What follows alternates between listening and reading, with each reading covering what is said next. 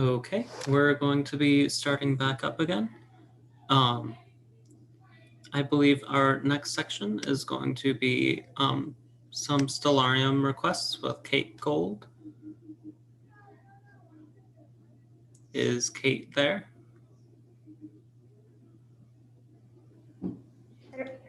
Hi. Hi, everyone. I can pull it up, sorry. Yeah, one moment. So we're just going to be looking at the chat to find things that you guys are interested in looking at. And if nothing else, I'm happy to pull up other things, but All right. with priority, things that you would like to look at.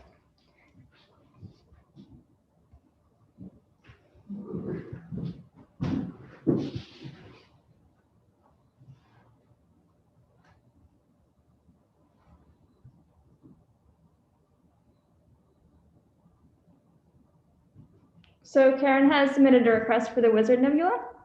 I'm happy to start with that. And so on the left-hand side, there's a search window, and I would consider it fairly user-friendly. And so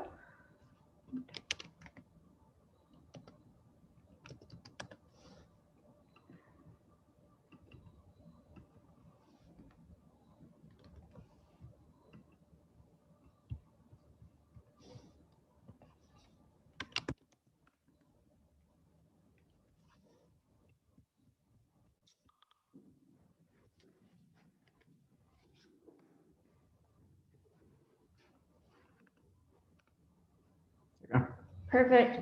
Awesome. And so what we have here, and I'm going to zoom in one moment. You can do. Perfect. And so this is the Wizard Nebula. It is hard to see with this graphic that they've overlaid on it. But in some instances, it can look like a wizard with a little like wizard stick and also a hat. And I'm not sure if I could draw it very well on here, but along the line of spooky stargazing, this would be one object which we can consider to be a spooky object. And I'm also going to pull up how that would look through the telescope. And with this, we see that it's actually very large. And in the telescope that we have here currently set up, it's significantly larger than the frame here. And on the left-hand side, there's some information about it. And that includes its apparent size. I see another chat or another message in the chat, which is talking about Beetlejuice.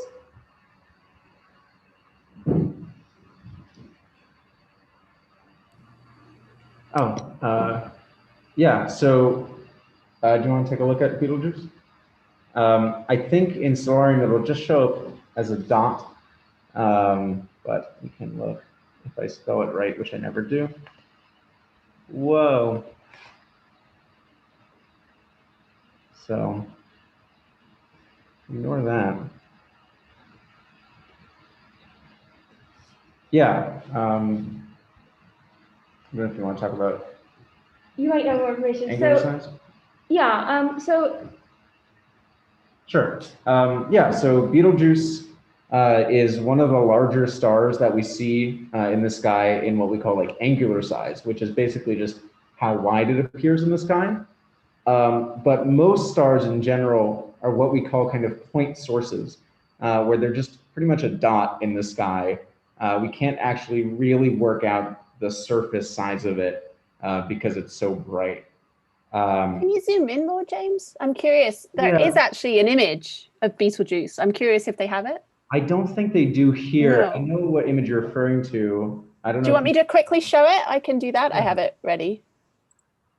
And then I'll hand back over to you. But here is the image of Beetlejuice that was taken. This is on the Astronomy Picture of the Day, which is a wonderful source for astronomy images.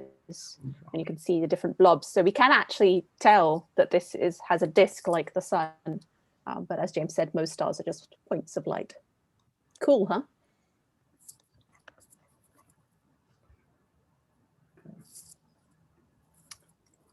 back to you, James and Kate. Sure. Trying to look for something that was asked in the chat.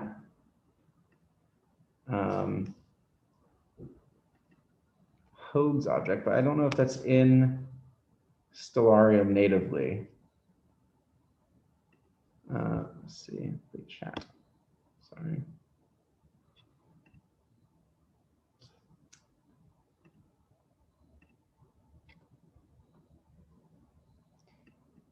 Let me look up very quickly in the meantime, if there's an alternative name for that. Try NGC 6028.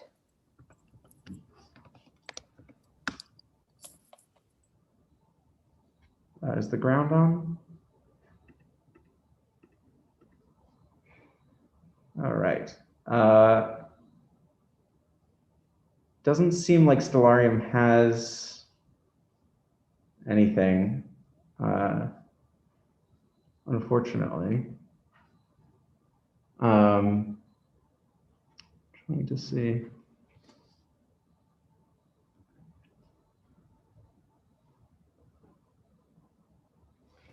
Well, we do have a request for the Sombrero Galaxy, which I know for a fact is in Stellarium because I've spent time looking at it, because it is very cool. There we go. Yeah. Good.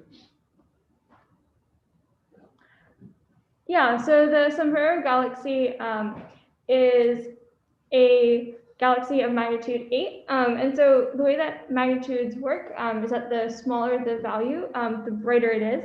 And so from this, we knew that this is an object that we would be able to see with, say, our 12-inch telescopes behind me, and that it wouldn't be one of the brightest objects in the sky, but we certainly would be able to see it. James might be able to speak more to the specific details about it, or Yeah, sure. So if I remember correctly, so the Sombrero Galaxy is another spiral type galaxy, but we're seeing it almost perfectly side on. So if we remember when we were looking at Andromeda earlier, we got to see that nice banding of gas and dust. This is a galaxy where it's an example that we have a very strong central band that creates that really satisfying flat disk shape. Can go over to the Horsehead Nebula, which I think is in something called the Eagle Nebula, but is it? Yeah, there we go. If you want to talk about Horsehead Nebula. I can, sure, yeah. So the Horsehead Nebula is a really stunning part of the sky.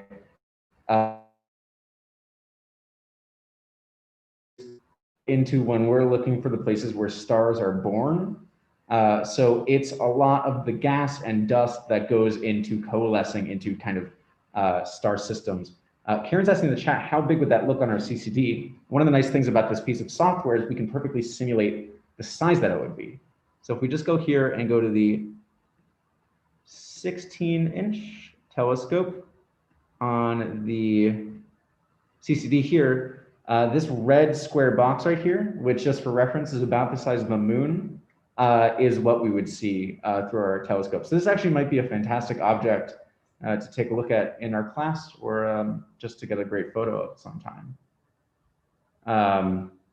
Yeah, and also just one thing to note that I think personally is really fascinating is that this red box is the size of the moon, and I think it's really easy to think that these pictures of nebula are really tiny, far out, distant things.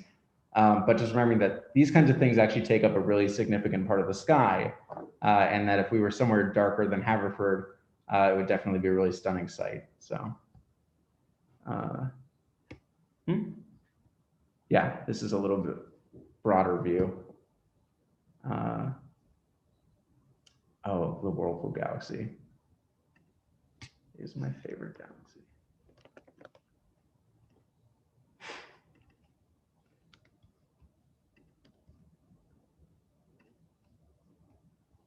Yeah, do you want to talk about? yeah, so in this galaxy, sometimes it's called the Wolthuis Galaxy, and sometimes we would call it by a catalog number, such as M51, and that stands for Messier 51, or NGC. 5194, but it's talking about the same source, and it has a very clearly defined spiral structure, which you can see here. That's a common type of like galaxy morphology. It's not the way that all galaxies appear, but certainly this one does. And whereas some of the other galaxies we were looking at are kind of like in a different plane, so to speak, we're looking at this one fairly, I guess, face on, and we can see it, the structure of it fairly clearly from where we are. And we can also see that there is like dust and yeah, one of the cool things about this galaxy is that this is another example of galactic interaction, something that we were looking at before. So we have this really strongly set, distinct spiral galaxy structure, kind of grabbing onto this little side galaxy on the top and pulling it around. So this is another thing, like the simulation that Karen showed earlier, that this is clearly like very early in some kind of interaction. And later on, the tidal effects, the gravitational kind of whirlpool that's being created here just creates like this magnificent structure. Should we check out, we have a recommendation for a spooky object, the Ghost Nebula. Let's take a look.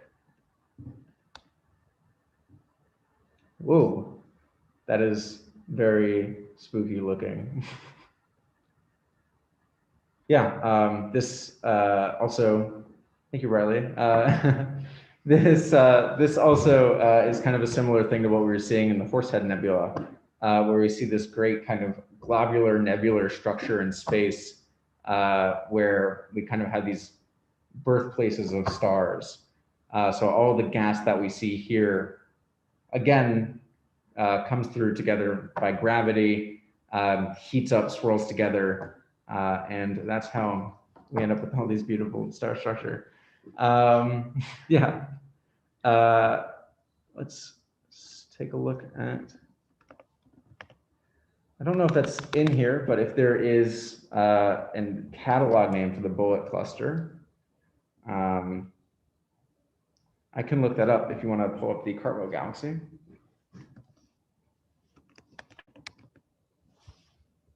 I think the bullet cluster, the iconic picture of it is an X-ray image and a weak lensing image, and we can show it, but I'm not sure it will be in Stellarium. It might be. That is stunning. Yeah, this is a really irregular galaxy. There's a name for this type of particular morphology, I think, but I don't quite remember off the top of my head.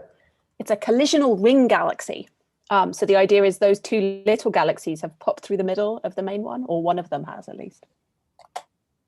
Yeah, so this is actually just, I think, a really great tour in general to kind of show that galaxies come in all different shapes and sizes, and tell us a lot about how things form in the universe. So each kind of different one that we see in a different shape is almost like a little bit of a different stage or a different part of the process of the universe's history. Let's see. Okay, at this point, we're going to be passing the figurative mic over to Julian for his presentation.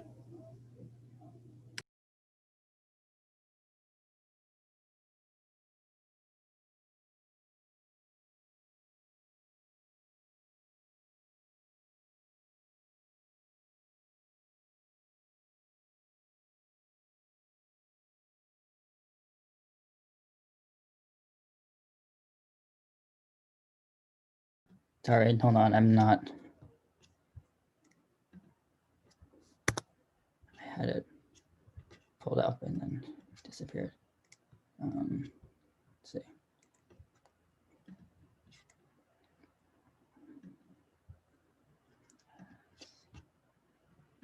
This and that, and present, and so let me get my laser pointer. And so, sorry about the delay, but I am Julian, and I'm going to be talking about black holes. And I've given my talk this, I call them this intriguing subtitle, Embellished Dark Sources of Unending Creation, which I'll get to. So to get started, talk about what black holes are. And so in Einstein's theory of relativity, matter warps or curves space-time like if you had a bowling ball or something in the middle of a sheet of a blanket, and it like creates this well, and heavier objects create a bigger well. So for the sun, which is relatively not very dense, very massive, it only curves a little bit. And then for white dwarfs are, Aaron talked about how they're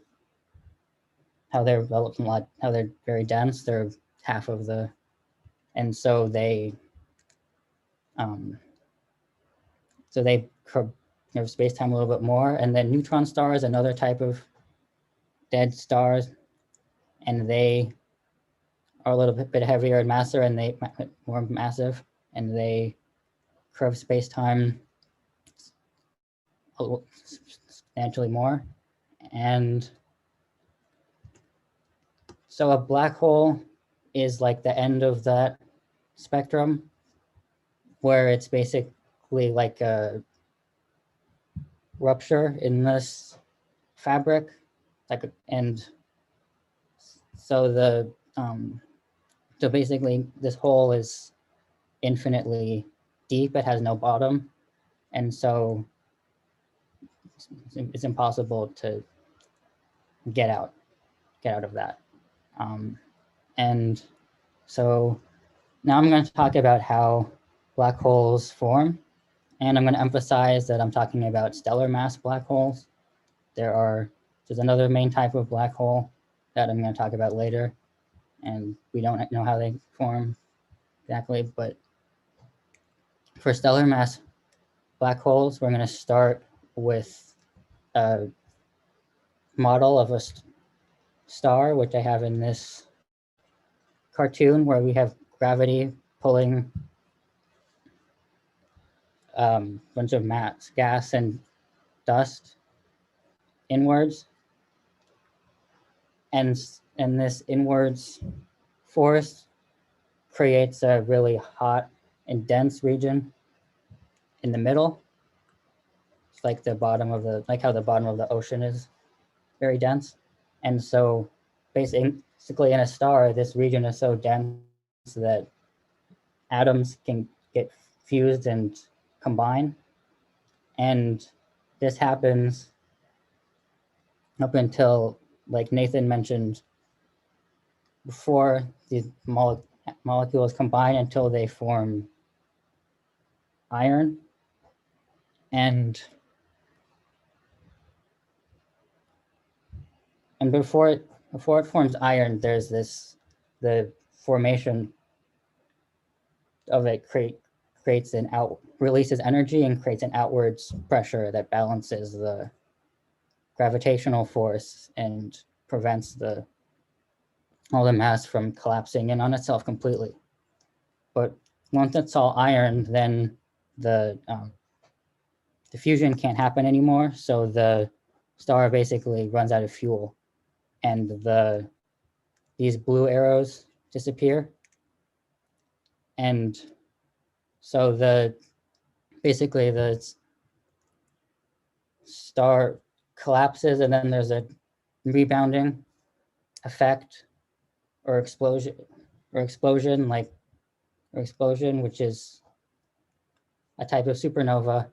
And then basically a lot of the mass collapses in on itself and creates, and then there's nothing keeping it from collapsing, basically. And so it becomes like a singular infinitely dense point that we call a black hole. And so these things are very small, but again, have a lot of mass. And so for comparison, here's a picture of Manhattan and a neutron star, which remember is another type of dead star that had a pretty substantial, but finite gravitational well. And here's a black hole, which again, thinking about the numbers, this is 1.5 times the mass of the sun, and it is smaller than Manhattan, so very dense. And so now I'm going to talk about how black holes affect their surroundings.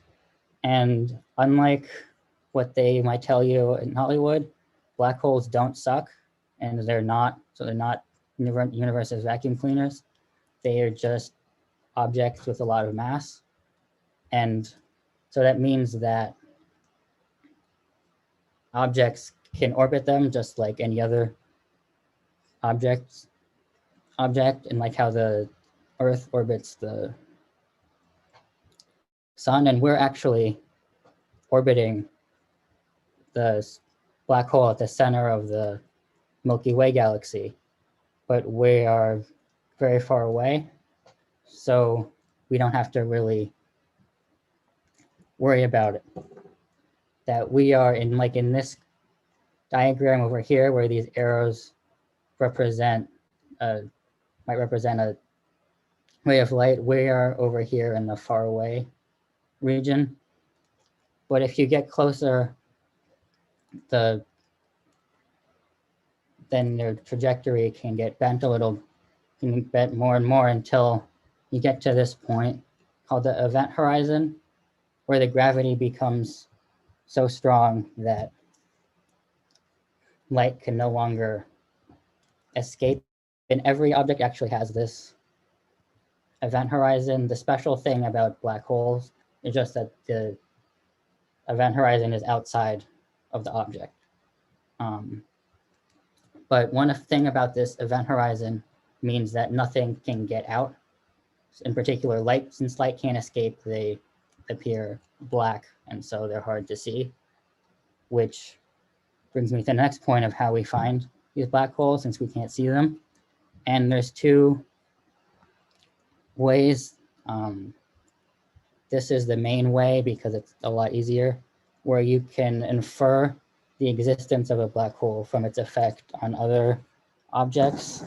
And so, for example, here we have these blue lines are the trajectory of orbits, and you can see that they're all over the place, and there's nothing really in the center here. So again, you can't see the black hole. And then the other effect is to see this, basically there's a disk of matter forms around a black hole because it has rotational momentum, so it doesn't just fall straight in. And so then you can directly image that, but it's a lot harder. And the one way to do that, is to use what's called very long baseline interferometry, where you combine, basically you take a bunch of different telescopes, and if you synchronize them right, which is hard, has a lot of complications, you can basically create one telescope that is like the size of the Earth.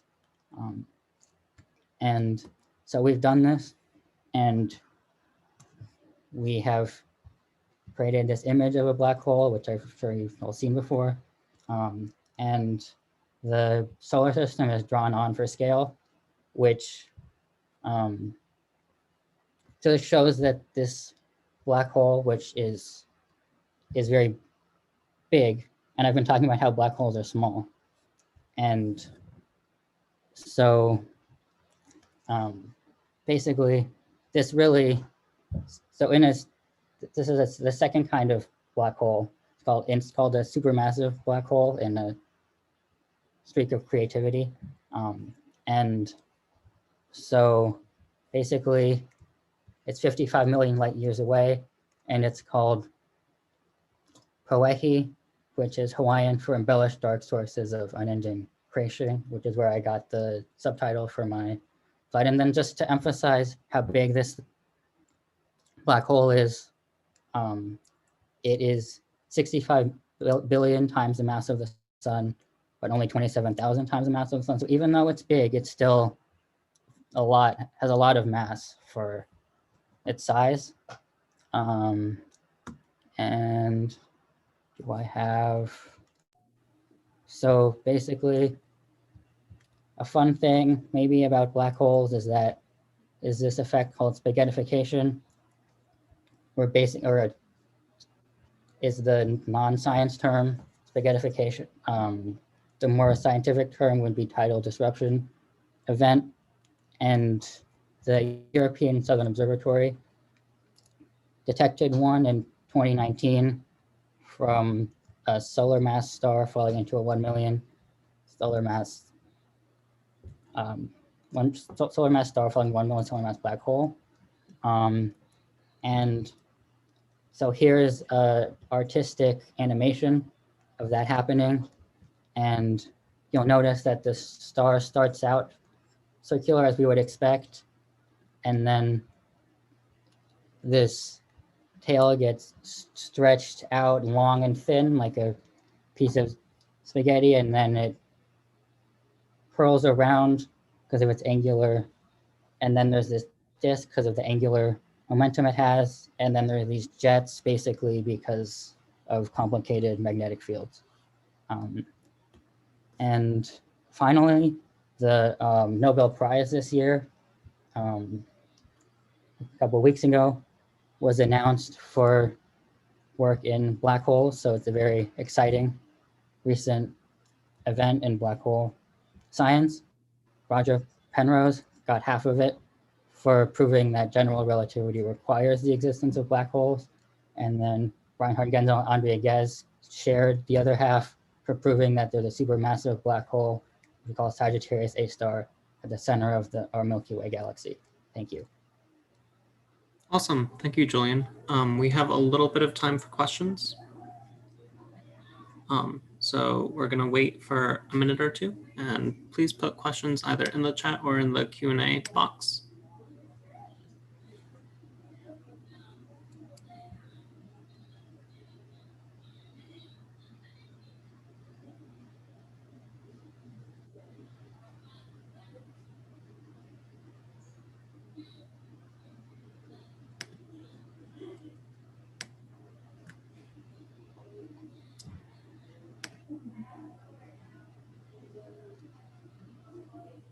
So we have a request to see the spaghettification video again. Yeah, sorry, I played it quickly. I was just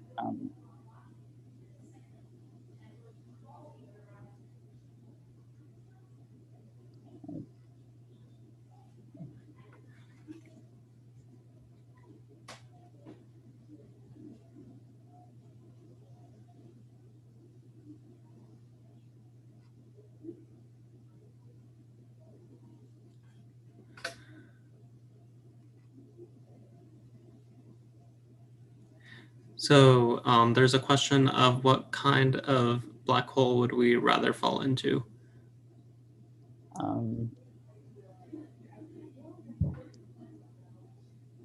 I think I would like to fall into, so basically because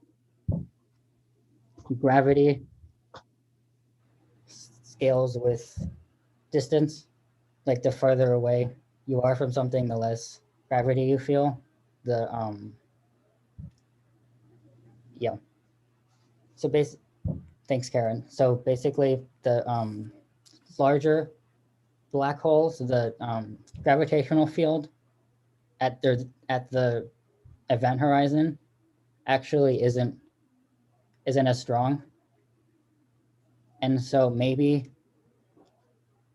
if I fell into a supermassive black hole, I would be able to survive long enough to be alive when I cross the event horizon, which would be fun. Maybe. Cool. Be cool things going on there, or see what's inside. There's a question from Saki Khan about whether black holes orbit other things. Yeah, they do. And I took it out, but the actually, so basically, traditionally, everything that we in astronomy, we view different parts of the electromagnetic spectrum, but there are other media we can use to view things. One of them is gravitational waves, and actually the first gravitational wave signal was formed by a pair of binaries, a pair of black holes. So basically two black holes orbiting each other, and they they collided, and it released a lot of gravitational waves that we were able to measure in 2015 for the first time. So pretty recently, and that's definitely still a new field. All right. Last question, and then we're going to switch. Could a probe survive in a large enough black hole? Yes, I think it could. The problem is that once it was inside, it couldn't get any signal out to tell us what it was seeing, so it would be kind of pointless. But I think it could. Yes. Cool. Thank you, Julian. Now I suppose we're switching over to my presentation.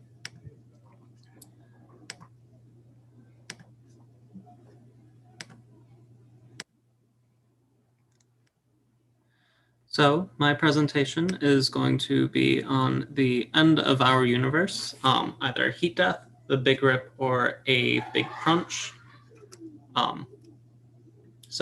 But in order for us to sort of talk about how the universe is going to end, we're going to kind of need to know how it starts. As best as we can tell, the Big Bang happened roughly 13.7 billion years ago. Before the Big Bang, we can think of everything as sort of like everything in the universe ever was in this very, very tiny point called a singularity. The universe was opaque. The universe was very hot. There was a ton of energy bouncing around. And the kind of like fusion that occurs in the middle of stars was kind of happening in the middle of like this pre-Big Bang time. However, unfortunately, for those heavier elements, it was very, very unstable. They would get sort of supercharged with energy and sort of get just blasted apart just as often as they were formed. So most atoms, as we think about them, only really encompassed hydrogen and helium. Everything else was just really, really unstable, and so it made up a very, very small portion of what we're aware of. We can see Big Bang is pictured in here, like at the very like brief thing. I'm not sure if you can see my mouse. About in this picture, it says it's estimated to be about 2 to 400 million years after the Big Bang, we start getting the first stars. So after the Big Bang happened, there was a time where there was just gas splattered everywhere. And it took a while for it to cool down. Eventually, when it was no longer overly excited and had some time to sort of chill out, gravity started acting as an attractive force and managed to start bringing together the first of these gas clouds together into our first stars. Most of these stars, as we know of them, would have been red dwarfs. So very, very small, very, very red stars, a fraction of the size of our sun. However, each of these stars has an expected lifespan of around 10 trillion years. So live a very, very long time, and we still would probably have plenty of them today. Following this, roughly around a billion, so we can say around 13 billion years ago, we get the first sort of galaxies forming. And these galaxies are formed from mostly just a bunch of gas and some dark matter, which we will go into later, and then some of these stars that we just saw.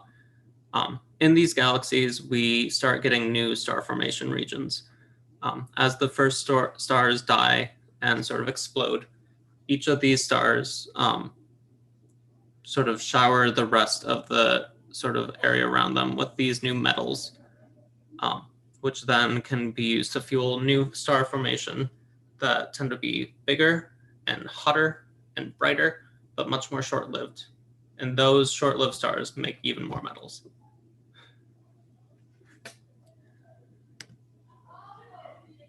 So we can start to ask, why did we start getting galaxies? Why did that all happen? And the not so simple answer is because of this picture.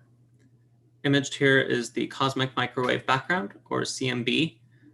Specifically, this is due to the Planck collaboration that one of our Haverford professors was a big part of, Bruce Partridge. In this picture, you can see that there's a bunch of orange and blue. However, while each of these colors seems to exhibit some sort of fluctuation, and it does, the fluctuation that takes place between each image is very, very, very, very small between blue and orange. I don't have the exact scale for the number in front of me, but just absolutely tiny. The majority of the universe was roughly the same temperature throughout the entirety.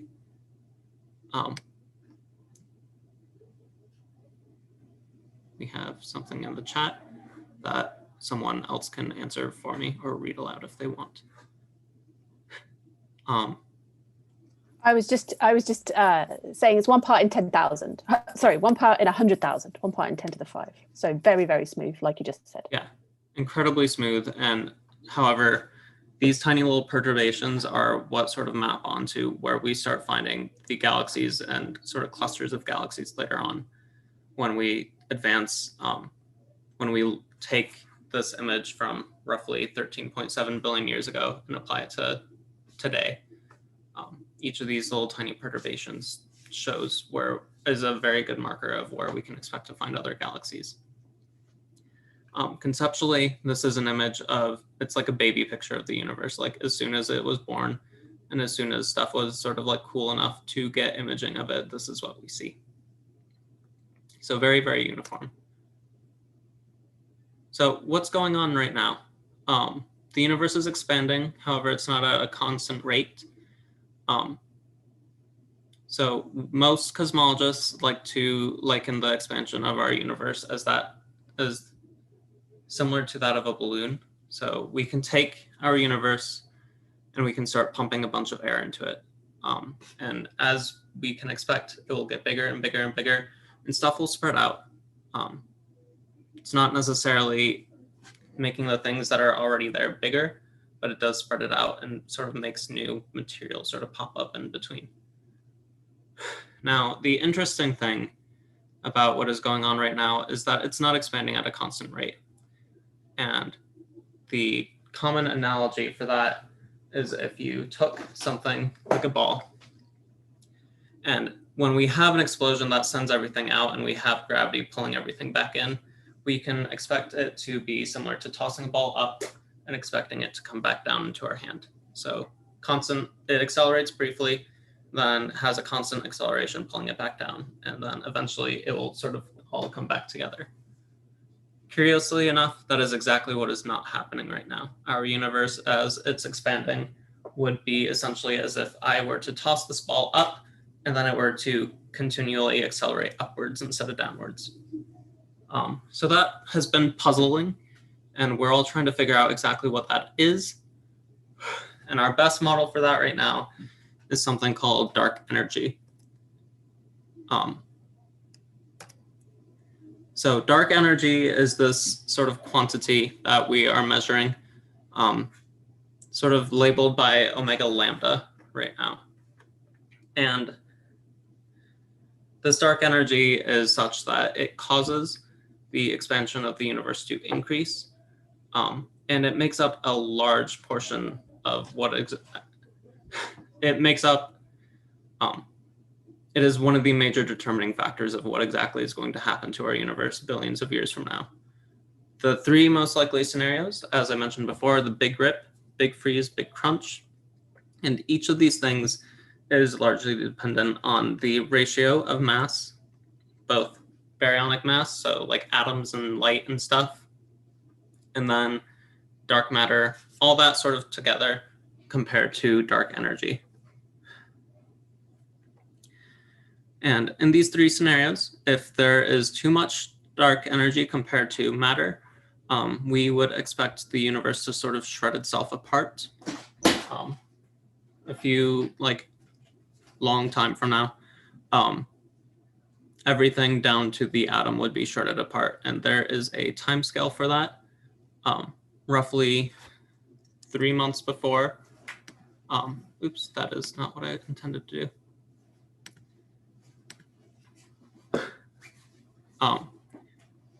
Essentially, seconds before the atoms shred apart, we would be seeing our planet shred apart.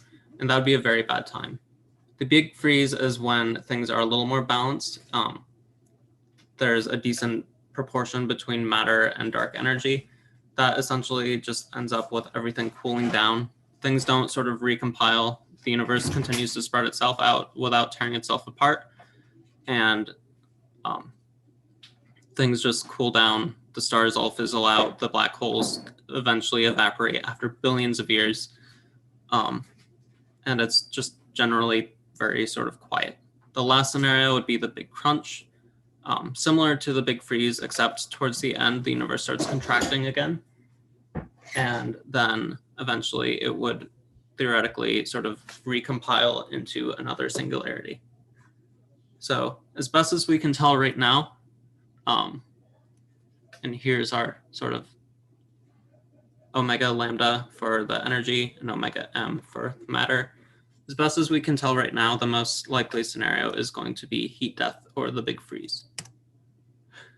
And we can tell that by looking at our nice little ratios. Here's the equation that sort of plots out exactly what we're looking at with the mass density, the effective mass density of the dark energy. And then this very, very tiny thing is the effective mass density of relativistic particles such as light and neutrinos. As we can see on this little pie chart to the right, the relativistic thing barely factors in at all.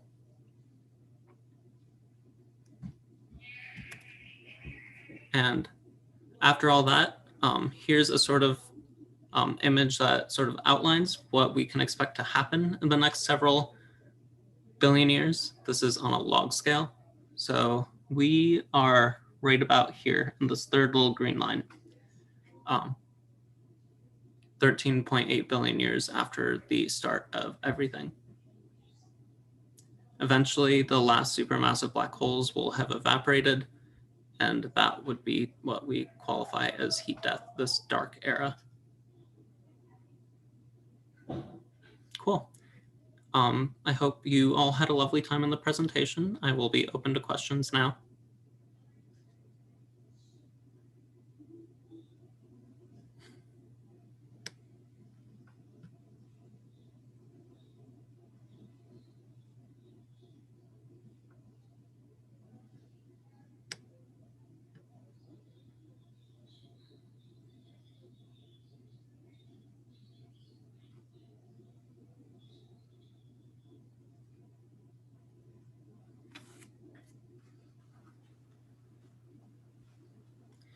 And if there are no questions, we can. You need to read the questions because I know it's.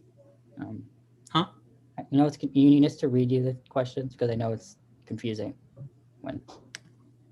Sure. It's hard to see everything at the same time. Okay. So there's a. The show asks, what is heat death? Heat death is essentially when heat death is when things just sort of slowly fizzle out. So we would have plenty of time, but eventually the stars will burn out and there won't be enough sort of energy to go around. The universe, most things in the universe, all things in the universe tend towards entropy. So like kind of like a flattening of everything. Everything likes to drop down to the lowest energy potential. Heat death would essentially be waiting for everything to get to lukewarm temperature. Personally, I think, so I'm seeing Karen's question now.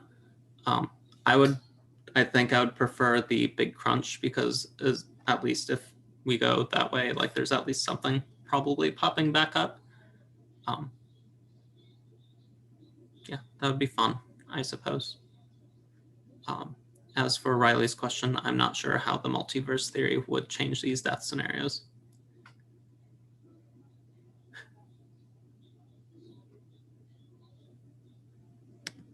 Do you see that there's a question in the Q&A from Samara, Yeah. our fifth grader?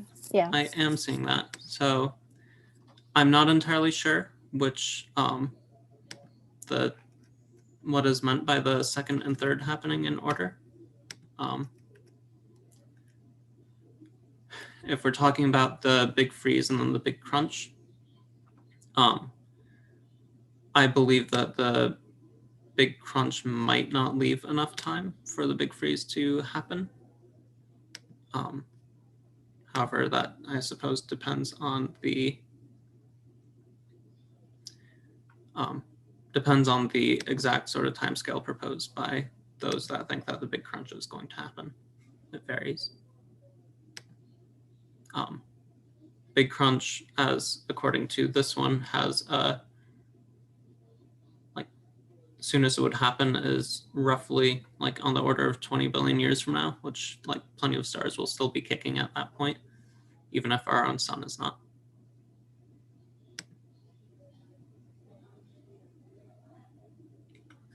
And if we have no further questions, I suppose we will just open it up to the astronomer Q&A panel for just more questions not specific to this in particular.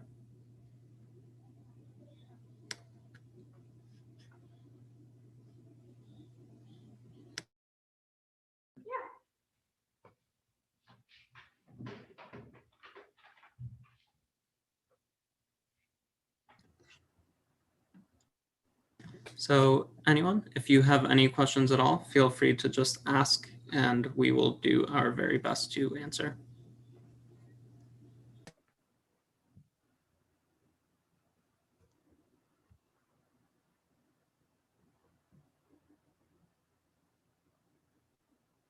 So there's a question from Riley in the chat, which is, what is your favorite thing about astronomy?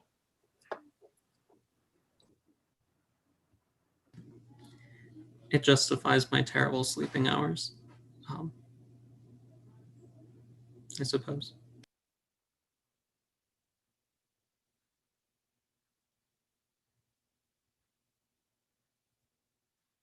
I think something that I recently heard that I've been thinking about a lot is that it contains all kinds of science.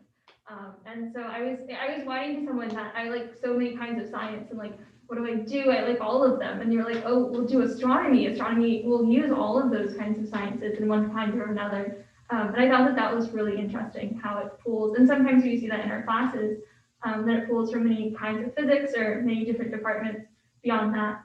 And that's something that I personally enjoy. But maybe not my favorite, but certainly something that comes to mind.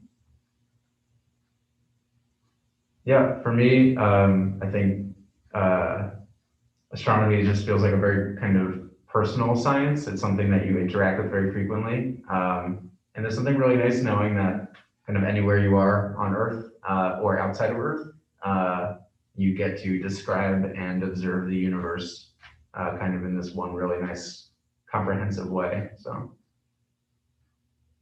I think it's also great kind of the people you meet kind of as your journey, especially through college for me, people who are very passionate about the same things and kind of we really work together on projects and kind of like expand like all over the country, over the world, which I like a lot.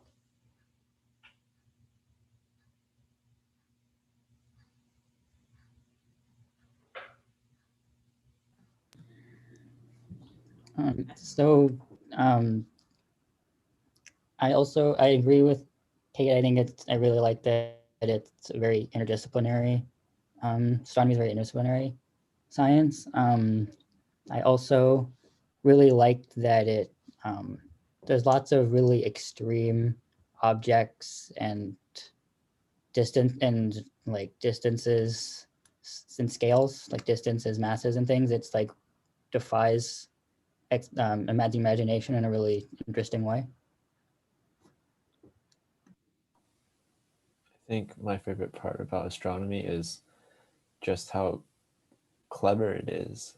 Unlike most other sciences, you can't really say, what if I do this and then do the experiment and out comes your data. You have to watch. And it seems that like astronomers can find out the mass of a planet based on how it wobbles stars. Like, I think that's really cool. I think those are all really, really nice answers. So I don't think I have anything to add to those. It's really nice actually to hear your answers. Shall I keep reading questions, Nathan, or do you want to read the next one? I can read the next one. So how is time measured in space? We can see the light from a star that died light years away. How can we tell when a star will die?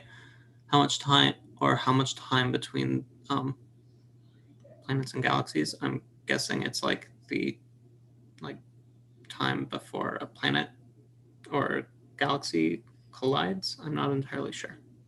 Maybe it's about the question, what you said about the timeline of the universe, this much time before the galaxies and planets started forming. Okay. Does anyone else want to cover that, or should I? Okay. So we can see the light from a star that died light years away. How can we tell when it will die? One of the best ways, well, it's not exactly exact.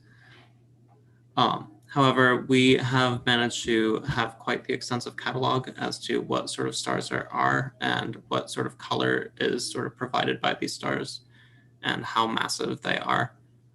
There is a pretty straightforward might be the wrong word. There is a distinct correlation between how massive a star is and its color and the lifespan of said star.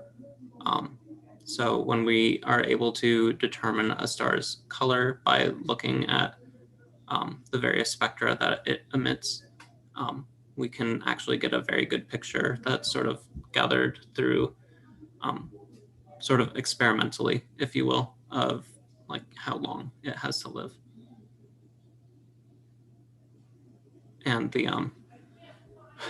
And based on the sort of colors in the spectra that we are able to gather, we can look at the sort of redshift or how much these colors are shifted by looking at the various features.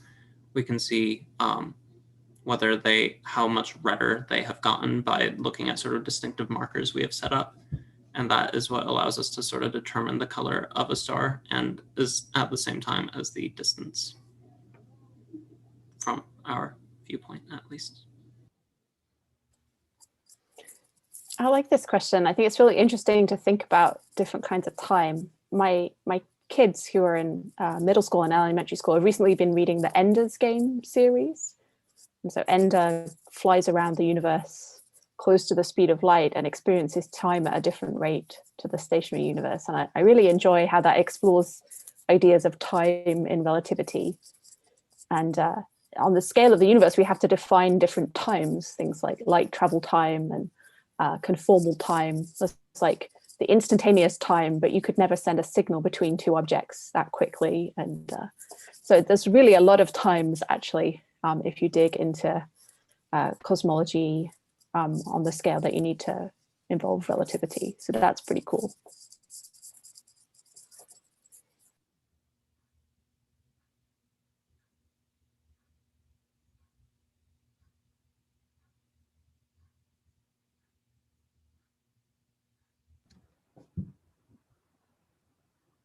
So there was a question earlier about kind of related about the lifespan of black holes and if they last forever, and about Hawking radiation.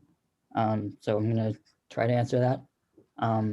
So basically, so Hawking radiation is the only, I think it's the only way we know about for black holes to lose mass. And so basically, because of quantum mechanical weirdness, there are the particles that we're familiar with, like electrons and protons and things, and then they all have basically equivalent like partners that are the same, but they have the property that if the two parts collide with each other, they the whole thing just converts into pure energy, and there's no more mass left. So one example is there's an electron, and then it's called antimatter partner is a positron, which is the same thing, but it has a positive charge basically. And so, and because of due to quantum fluctuations, basically these, like the particle and the antiparticle can spontaneously just like form themselves, and then usually just like almost instantaneously recombine. But basically, if this happens on the event horizon of a black hole, this point of no return where no light can escape, then if one of them goes into the black hole, the other one can cross the event horizon, and then but then the one inside the black hole is stuck inside, so it can't get back to combine with its partner. And so the one that's outside can escape, and so the mass of the black hole will have decreased. And these particles are very small, so and it's so it doesn't decrease by very much, and it's a very like rare event for it to happen perfectly, like right on the edge, and the angle would probably have to be right so it's not a very efficient way to lose mass, but it can happen.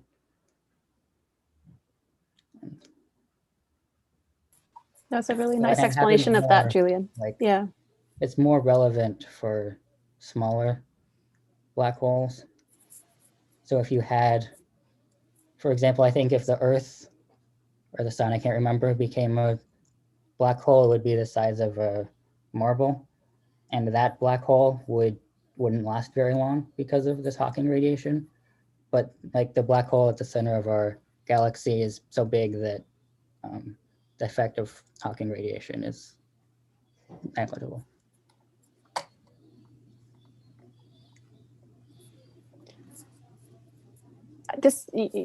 You reminded me there was another question further back that was, inspired by Aaron's talk. There was research from 2019 that observed the first direct evidence of a white dwarf crystallizing as it cooled down. So why do astronomers expect white dwarfs to form crystal cores as they cool?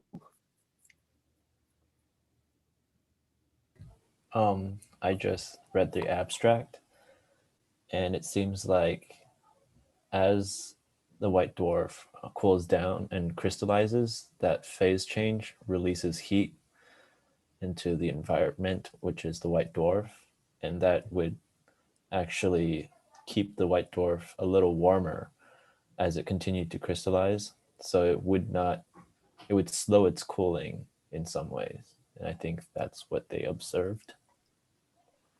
I think it's a really nice example of what Kate was talking about how different kinds of sciences are needed to understand astronomy.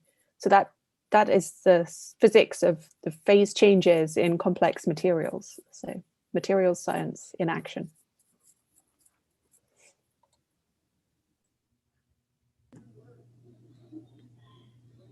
We received a question from the future at 10:39 p.m. about what areas of astronomy each of us are most interested in. So I think we're kind of breaking causality a little bit by answering now, but that's okay. I'm personally most interested in currently right now just like simulations and stuff, looking at galaxy kinematics through like n-body simulations and stuff like that. And that's what I'm doing my thesis on right now.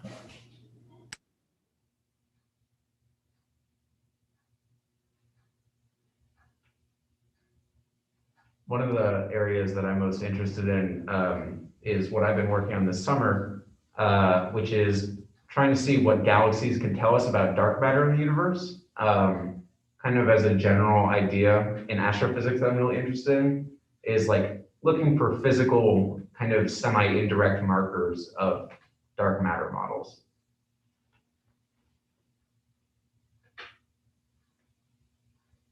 My research varies a little bit from everyone else's in that I've been doing astrochemistry, and I'm currently continuing work that I had begun over the summer, and in some ways actually in the spring.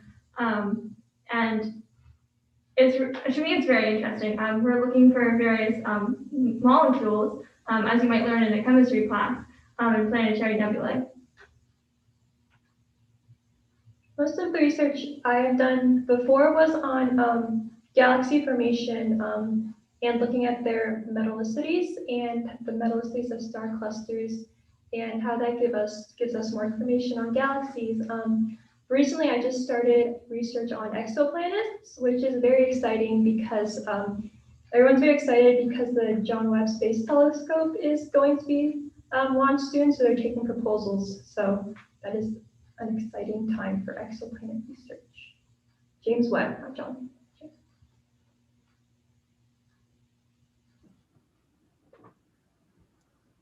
So similar to Nathan and maybe James and some others, I'm also doing research with, similar to Nathan, I'm writing my thesis about galaxy like dynamics and like the, I don't know, whatever, but like the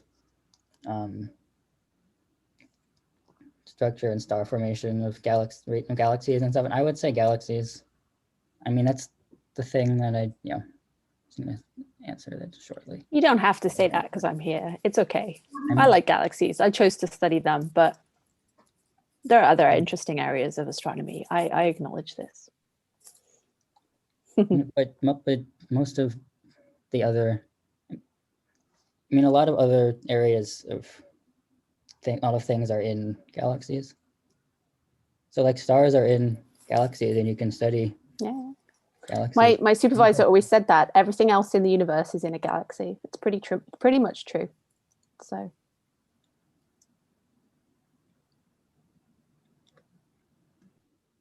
okay, if we have time for, let's say, 1 or 2 more questions. However, we are currently at 10:34, so we are going to need to wrap up soon. Aaron, do you have a favorite?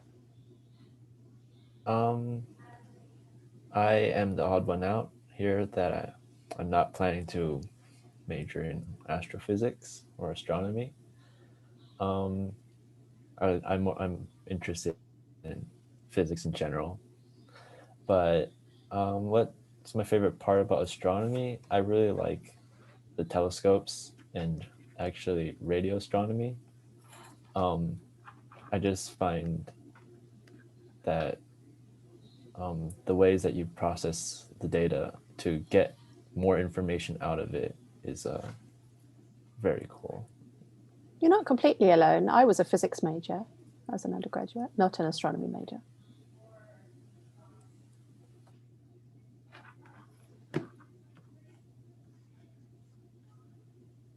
Okay. If there are no more questions, I suppose it's time for us to sign off. Thank you all for attending. Yeah. Bye for now. And thank you especially to our alumni.